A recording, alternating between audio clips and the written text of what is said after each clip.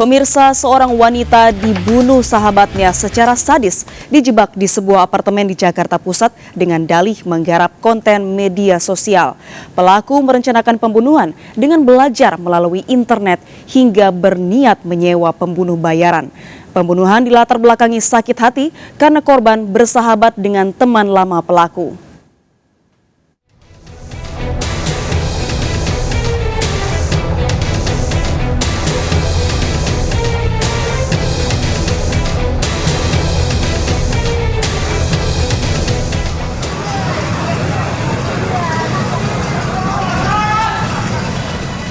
Mayat seorang wanita ditemukan warga di Jalan Kiai Haji Nur Ali, Kalimalang, Kota Bekasi, Jawa Barat dalam kondisi terbungkus plastik. Bungkusan mayat di lahan bawah tol Becak Kayu Pondok Gede ini kemudian terungkap identitasnya, Ade Yunia Rizabani atau Ica, warga Jakarta Barat. Polisi memastikan pelaku membunuh korban di tempat lain. Ada diduga ini diduga pembunuhan kesembuhan. Nah, identitas korban sudah kita dapatkan dan sudah keluarganya sudah kita hubungi, yaitu berasal dari daerah Jakarta Timur.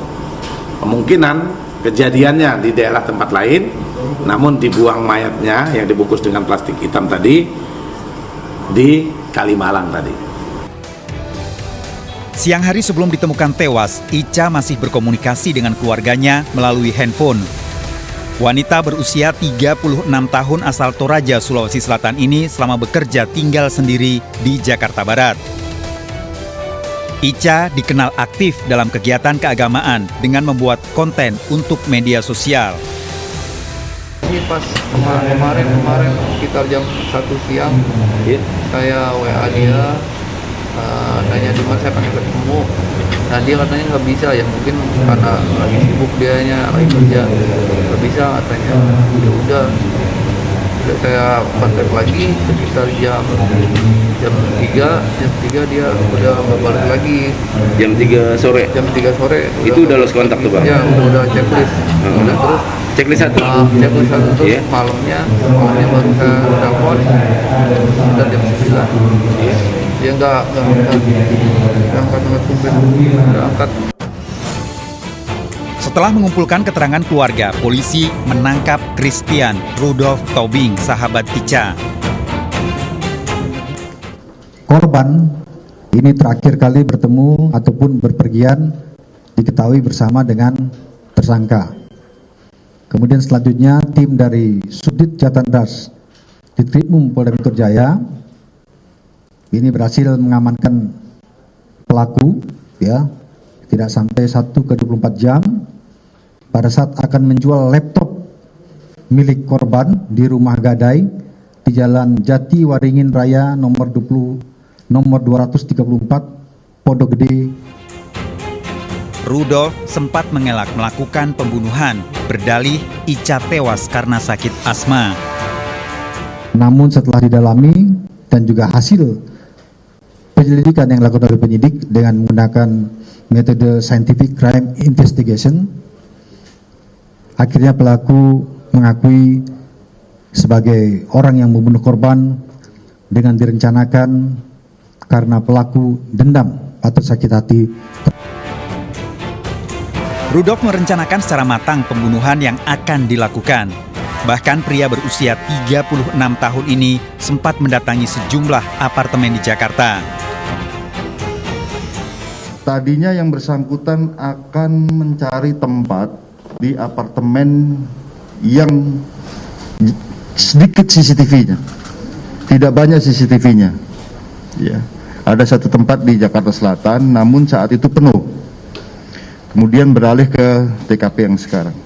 Nah, sudah disurvei oleh yang bersangkutan, kemudian karena penuh pindah. Rudolf bersama Ica tiba di apartemen Green Pramuka, Jakarta Pusat, 17 Oktober 2022 menjelang pukul 1 siang. Keduanya terlihat tenang dan akrab. Ternyata di dalam kamar, Ica disekap, dianiaya hingga dibunuh yang diawali dengan membuat konten media sosial.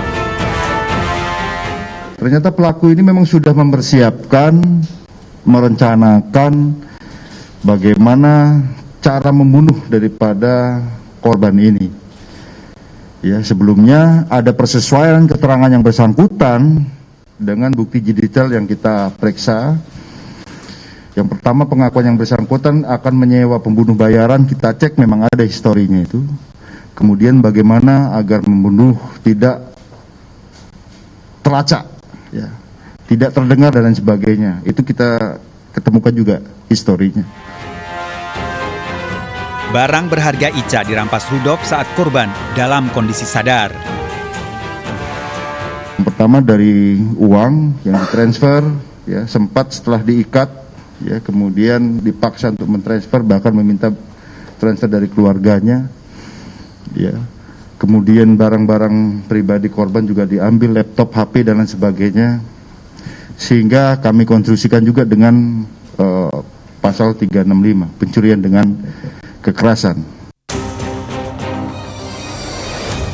Pukul 7:12, Rudolf membawa troli kosong melalui lift menuju kamar yang disewa. 10 menit kemudian, Rudolf membawa mayat Ica menggunakan troli, dibungkus tas, disamarkan dengan bantal dan guling.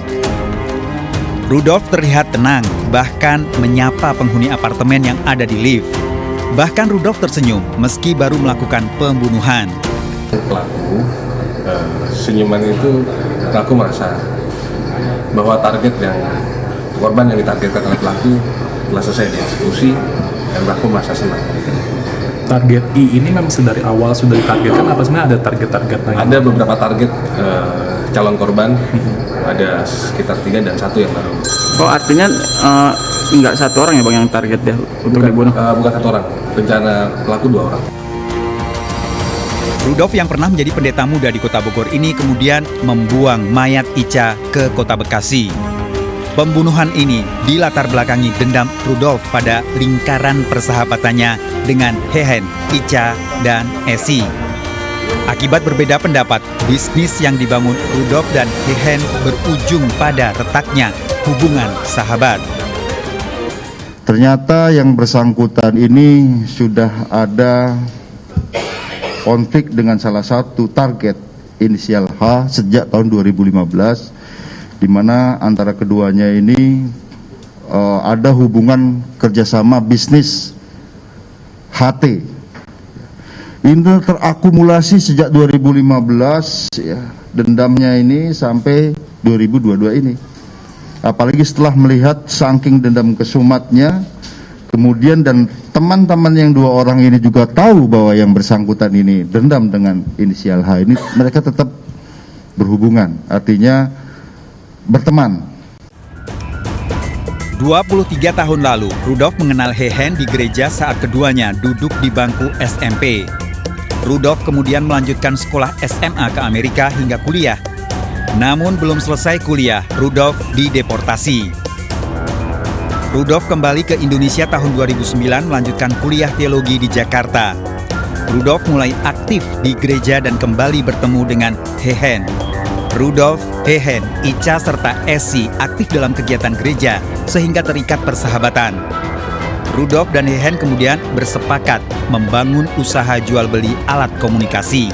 Tahun 2015, persahabatan Rudolf dan Hehen retak karena berbeda pendapat masalah bisnis sehingga memicu permusuhan.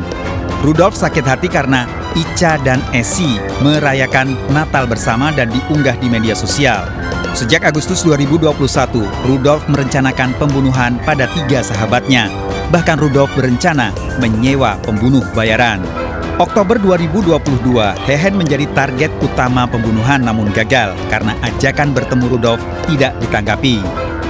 Rudolf kemudian menjebak Ica dengan membuat konten di apartemen. Namun, konten yang dibuat ternyata jebakan penganiayaan, pemerasan, dan pembunuhan. Rudolf jujur pada Ica, konten yang dibuat bertujuan untuk balas dendam. Dia profiling apa hobinya, podcast dan sebagainya. Ternyata diawali dengan prank, ya. Pertama diawali dengan prank, diikat dulu bahwa ini terkait dengan podcast untuk yang disponsori oleh Kalung Kesehatan. Ya. Diikat, nah begitu diikat dia baru menyampaikan bahwa saya bohong. Ya, saya akan bertanya sama Anda, kira-kira kamu ikut side siapa? Kamu ikut side-nya H atau ikut side saya? Ikut side saya. Tersangka terancam hukuman mati, dijerat pasal berlapis, pembunuhan berencana, dan pencurian dengan kekerasan. Pakar psikolog Universitas Negeri Jakarta, Sita Kusuma mengatakan, perilaku Rudolf Tobing hingga melakukan tindak kriminal tak lepas dari trauma yang pernah dialami atau PTSD, gangguan stres pasca trauma.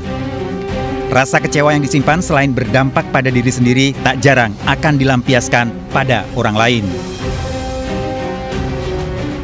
Jadi gini, orang-orang yang terkena PTSD pasca trauma itu, biasanya mereka itu bisa seperti bunglon, kamuflase.